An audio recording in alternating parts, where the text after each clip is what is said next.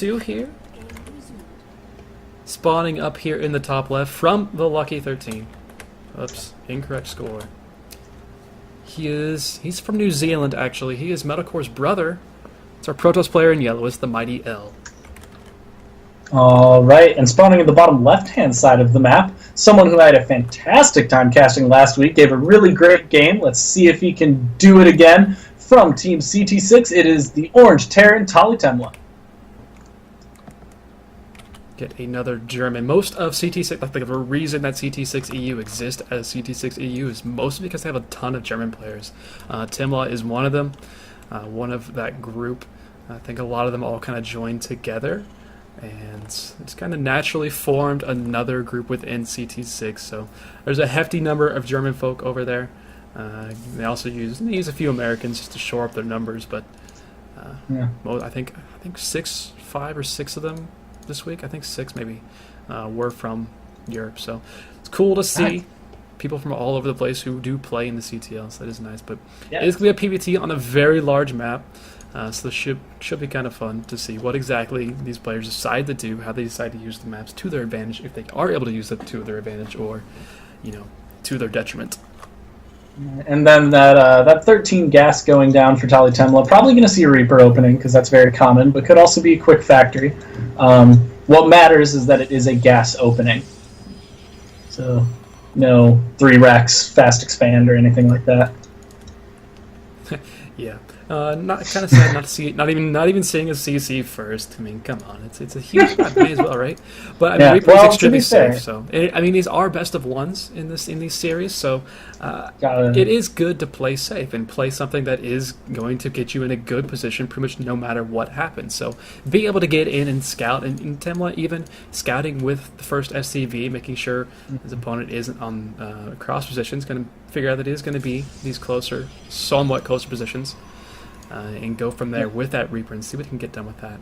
This is actually really fantastic for TaliTemlaa, these spawn positions, because the way that these spawns happen, you've got this absolute monster a little bit south of MightyL's main. You've got this huge open space for drops to come in, siege up tanks, put damage down on the mineral lines, sneak things in. It's a really good spawn position from TaliTemlaa. It'll be interesting to see if he takes advantage of it. Yeah, for sure. This is definitely kind of preferable for him in this situation, especially if he is someone who likes to do a lot of dropping. It's really, like you said, it's so easy just to boost across the map, and you're there in absolutely no time. And if TheMightyL just doesn't think about it, doesn't have pylons placed over in the edges of his bases, doesn't have vision on the entire base, gets completely surprised by a massive drop. It's going to be a disaster. Stargate actually thrown down, not even going to bother hiding that. But with the Reaper coming in, it should be able to get back there and actually see it. Yeah. And, but the Mothership seems to be holding it off. And not seeing that Stargate could be rough for him, to say the least. That's scary. Yeah, not even going to bother trying to proxy the Stargate. That takes a little bit of balls, but at the same time, you don't really necessarily expect to see a Reaper scout on this map. So putting the Stargate down in your base, and given that it is the closer positions, it's going to work out pretty well. TheMightyL does have a probe over, just being a little bit annoying to some of these FCVs. Natural, so he does know where his opponent is, and that first Oracle on the way has a good chance of getting some work done. Only the first couple Marines are started right now. And TaliTemlaa going ahead and telling me that I'm just the worst kind of person, and did actually go for a 1 racks expand despite the gas Reaper opening. So that's twice now that I've made logical assumptions, and gold plat leaguers have shown me that I'm completely incorrect. Well, this is kind of the normal response to going where you get up that expansion very quickly and go for that reactor. But there is an engineering bay finished now. Whether or not Temlaa kind of sniffs out that this is going to be a Stargate before the Oracle pops in, I don't really know. Temlaa does see the expansion with the Reaper now, but the Oracle is about 5 seconds from actually being inside the main base and getting a ton of kills. There is 1 turret going down, but it's going down next to the barracks. Oracle is here. Going down in a rough position. Yeah. Well, actually, it's going to be nice to keep it safe, but you can't. Good polls too. Really, really good polls from the SCVs. Only losing 5 honestly, not to cast based on leagues, but as someone who has been in Gold League until a second ago, that's a really good reaction time for Gold League. Yeah, it's really easy to lose, especially to an Oracle. It is kills so fast. You can lose a lot of workers very quickly. Kind of luckily for TaliTemlaa, MightyL only went for that single Oracle, no more. Went for the expansion, just getting the rest of his tech up. There is a Robo facility just about to finish up here in his main base, and he does have this natural base finishing up here in about 5 seconds or so. So just going for this kind of simple economic opening, but getting a lot of damage done, killing off 8 workers after all was said and done. But he did lose that Oracle, which kind of sucks a little bit. And there are a good chunk of Marines moving across the map down, hopefully to force an overcharge. We'll have to see. I was just going to say Marines starting to move across the map, and no production from the Stargate, actually switching to a Robo facility. And the thing is, of course, in PvT, as Protoss, you're going to be a little bit behind because Mule's good unit, and because openers like that let your opponent get a second base faster. But it seems like MightyL is quite a bit behind economically, like more than I would expect. Yeah, well, his natural base did take a little bit longer to actually finish up, so he hasn't been producing double pros for a little while. But even with killing 8 SCVs across the map, only with a 4 probe lead right now, it's a little rough. It's not exactly a lead, more just kind of an equaling, considering mules do exist. But the tech paths right now are it's a pretty decent spot for both players. The factory is finished for TaliTemlaa, but still only sitting on 2 barracks right now, a 3rd barracks coming in and a 3rd command center coming in as well. So TaliTemlaa is looking, just wants to get into a stage where he's going to be able to have a better economy than his opponent and just go from there, hopefully. And a really great SimCity from MightyL, looking up into his main, that robotics bay was in a position where even I, with complete vision, took about 25 seconds to find out where it was. So in a position where his opponent's unlikely to scout it, he just has too much else to worry about, which means any scouting he might get is going to tell him Immortals, and he's not going to be very happy to find Colossus. TaliTemlaa once again moving out with some units. Not too many are moving out. They're going to have STEM. It's still STEM pretty far away, actually. Starport is finishing up here in about 5 seconds, so medevacs will be able to start being produced, but not with the reactor just yet. That's going to be a little bit for that reactor on that factory does finish up. But this threat of units is still pretty scary. First Colossus hasn't yet actually joined the field here for MightyL, but without STEM, you can't really push into this. +1 on those Marines, though, against 0-0 toss is definitely good, but without stim, probably not good enough, especially with that kind of positioning. The concave just way better for MightyL. Yeah, there's far too many units without stim. You really cannot push into that.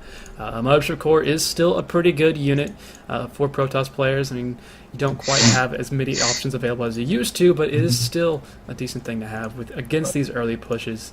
And without stim, there's pretty much nothing TaliTemlaa can do, and it's going to turn around and go back home. But with the 3rd command center finishing up, turning into an orbital, it's about to be in orbital here in just a second.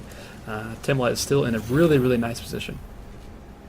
And it's such a funny thing for me, just starting playing SC2 pretty recently and being a Brood War player for so long, I'd still have to remember stim as like vital, because there were months during Brood War where people debated if stim was even important to have. And then as long as we're looking, if you look at that part of MightyL's main that I mentioned at the beginning of the game, he has a pylon with 3 photon cannons, so he clearly was aware of that disadvantage. And that's one way. That's one way to deal with the drop, or deal with the possibility of a drop sneaking in, is just place a bunch of cannons over there. Macro may not be the greatest, just throw down 450 minerals worth of cannons and deal with it. No problem. Yeah. It's great. The hypothetical drop. Because if I've learned anything from Artosis, that pylon can't possibly go badly. Speaking of a hypothetical drop, there is a drop that's going to be attempted here by TaliTemlaa, but again, these cannons deny this drop completely. Actually, this is gonna look a little bit like a bomber medevac. Oh, that was really depressing. That was not depressing. That was beautiful. 3 stalkers warping in to take care of it, but good. TaliTemlaa moving that around really well. I'm not going to get too much off of it, but good positioning, moving his units around the way he did and getting that medevac out of the way. TaliTemlaa actually going in at the natural as well, is going to snipe off the natural Nexus. Well done there. The problem being that MightyL has such a large, powerful army right now. If TaliTemlaa loses too much across the field, he's going to be in a bad place to defend back home. This medevac is actually going to die to this cannon. Oh, that's depressing. Medevac, why'd you do that? Yeah, the army supply right now, 36 to 49 in favor of the MightyL, and 3 of those are Colossus for our Protoss player. TaliTemlaa kind of realizing this, throwing down a bunch of bunkers near the third base, realizing that if his opponent comes across the map, he's going to be in a really world of hurt, but MightyL doesn't look like he's going to be doing that. He's going for 2 Nexus actually behind this. Realizing that he lost 1, so hey, may as well make 2. That works, right? Yep, macro. And these probes, I understand, no judgment. They need to long-distance mine right now. It is important to their success that they are long-distance mining, but it is damn funny to watch. Like, I get why they're doing it, but it's really, really funny to watch.